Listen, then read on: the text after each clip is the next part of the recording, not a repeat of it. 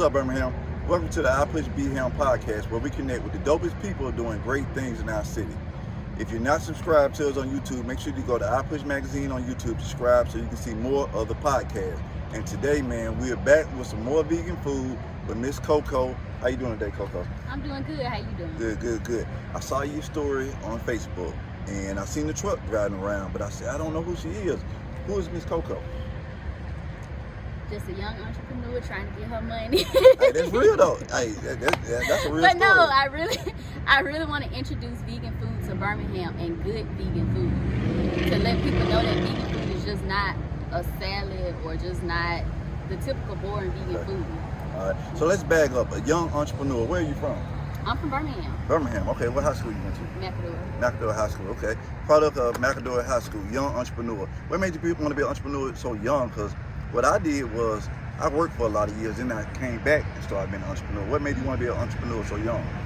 Actually, last year I graduated in information systems. So I was looking to work in information systems last year until I started making videos on Instagram doing vegan food. And people were so impressed and so shocked, like, wow, you can really do that? So then I started selling plates. So then I started selling plates. I started doing pop-ups, and it just kept growing and growing and growing. And it got so much bigger to the point where I didn't have time for a job. Wow. Your gift made room for you. That's what my guy Wilbur having to say. So you on a 1 year in? 1 year. Well, I've been doing pop-ups, but the truck just came out in October. But I've been doing pop-ups since last year, since October last year. You really came a long way as a new entrepreneur to go from pop-ups or at home making food, pop-up, then a food truck. Mm-hmm. That says a lot about your ambition and your drive. All right, tell us more about the food truck. Where the name come from? Because when I saw the name, it really catchy. So where did the name come from?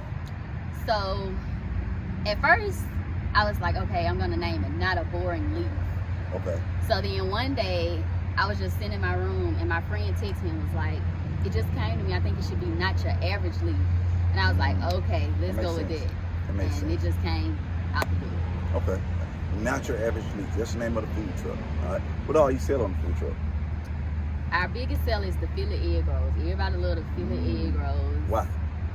I guess because it's just fried cheese and meat. Okay. And it tastes just like a regular Philly cheesesteak egg roll, but it's vegan. I never heard of Philly cheesesteak egg roll, though. I've heard of egg rolls, but not Philly cheesesteak, though. Really? Yeah.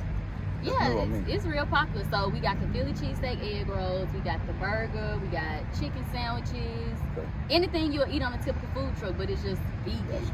I saw a video look like some soul food, like it was like candy yams, carrots. Oh yeah, they go crazy too. Okay. So we do vegan soul food too on Sundays. So we do soul food Sundays, and it'll be at West End Food Truck Park.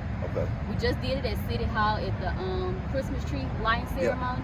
But we're actually gonna really start it off at West End Food Truck Park just to introduce the community to vegan food, but it still tastes like the typical soul food that we used to. So as a young entrepreneur, what are some of the hurdles you have to kind of deal with being young and new, maybe not knowing about the food industry, not knowing about food trucks? Like, what are some of the things you overcame?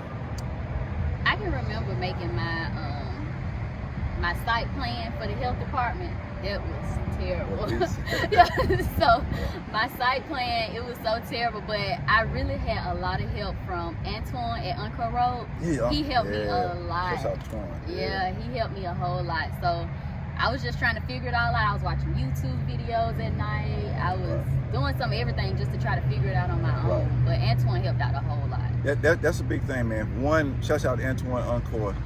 Us coming together, you know what I'm saying? Our community coming together, helping the younger, especially if you're OG in the game like Crohn is, coming together and helping out up and coming people. Then the next thing is you having enough willpower to say, you know what, I'm gonna figure it out as much as I can on my own. That says a lot. That's good for a lot of young entrepreneurs.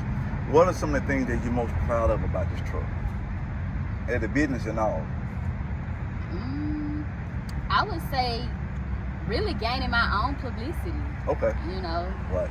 From all the interviews around Birmingham, all it took was for me just to sell some food. I didn't reach out to people. You just did you. I just was selling my food. That's good. That's good. Yeah. All right. Let me ask you this. So with the vegan food, like why vegan? Why is vegan so important for you? Well, during the time last year, early during the pandemic, I came back from Mayo Clinic after I had a 9-hour-long surgery. I had a bowel resection. So when I came home, I started back eating all kind of crazy foods. So when I started eating all kind of crazy oxtail steaks, all kind of crazy stuff, and the Crohn's, I had the surgery for the Crohn's for them to remove the Crohn. Right. So it came right back. So when it came right back, you know, the doctor was telling me, oh, you're gonna have to go through another surgery. We're gonna have to cut a little more of your bowel off. So I'm like, oh no. So I was on clear liquids for about 2 weeks, and then I was like, I'm going vegan. I was like, I'm going vegan during Did you those do research to say, you know what, that's the reason why you need to go vegan? At first, I was just like looking at videos, looking at a lot of YouTube videos, and I was just like, this it, I'm going vegan. So then, after that, I went vegan, went back in for a checkup, and the Crohn's, it wasn't inflamed anymore, just all by going vegan. How long was that process before you went back in? It was over a month. Really? 1 month of eating vegan helped you, that could have saved your life? Wow. Okay, and so that inspired you to start cooking vegan? So I started playing with a lot of recipes, watching YouTube videos, and I just did my own thing. I was doing my own twist, and everybody was so fascinated and so interested. I was doing polls on YouTube. I'm not on YouTube, on Instagram. Right. I was doing polls, and people was really voting on the polls. I was like, y'all want to see me make mushrooms today? And it was like 60-some people like, yes. So I was like, okay, well, I'm going to keep making videos, and I'm going to keep, you know, pushing forward with the vegan thing. Okay. About the food truck, I see it's wrapped pretty. Do you see yourself getting another food truck, or going to like a store, brick and mortar? What's next? I would really consider another food truck for a brick and mortar. Okay. Why is that? Just so I can be mobile and move around and see different people. Right. You know. And because like I said, we've been here with 10 minutes and people are already stopping. Most of the people trying to get some food. I know that happens a lot because right now there's not that many vegan food trucks going around, but and people want vegan options. What are some of the things your clients say, like their reviews and stuff like that? A lot of the reviews, they just say that they never had vegan food like it. You know, that it just tastes different, and it tastes the same as regular food, but it's vegan. Right. Especially the soul food. A lot of people always say, I never knew soul food could be vegan and taste the exact same way, and it's a healthier version. So do you see yourself never eating meat again, or do you still kind of eat meat? Never, ever. Okay. Do you find yourself educating your clients sometimes? Sometimes when I used to do the pop-ups and I used to have more time, I could text them and tell them like, hey, this is my recommendations. I would send them like recipes and send them stuff to go get in the grocery store just to like start them off. I actually had at the City Hall a guy come up to me and he was like, I tried your food at Ghost Train. He was like, and I never thought about being vegan. He said, but right now I'm vegetarian. Wow. It's been a month, I'm vegetarian. Where are some of your hot spots that you go that people can pop up and get some of the food? My favorite spot is West End Food Truck Park at Bushelon Funeral Home. Why is that? You're jumping over there though, this side. Simply because it's spreading awareness to our community. You know, we have people that come out from the neighborhood just to come out and just try it because they say, oh, okay, it's a vegan food truck. Other people trying it, so let me try it. And then they get on board with it, and then you see them the next week. That's right. That's good. All right. What's another place that you guys will be at? Another place is...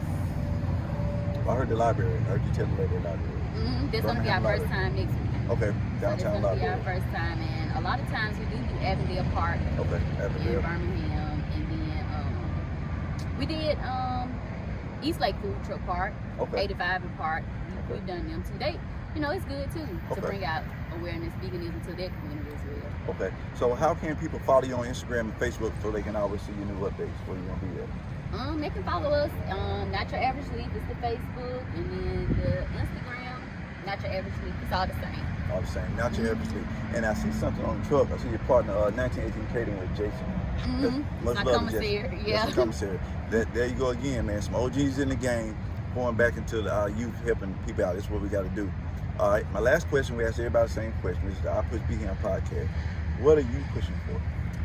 I'm pushing to spread veganism throughout our community, just to let them know that we can eat the same and just eat healthier, just to, diffuse some of the diseases and just all kind of stuff, just to bring more health into our bodies. So that's why I did the the 250 burgers to Ellington Village when yeah. I did the 250 burgers, just to spread awareness to them, like, hey, you know, we just ate a vegan burger. Even if you never had vegan, you could say your first time experiencing vegan was at Not Your Average Food Truck, you know, just to say you had something vegan. Right. One thing I noticed about you just now meeting you and hearing your stories, that you have a passion for people and a passion for health.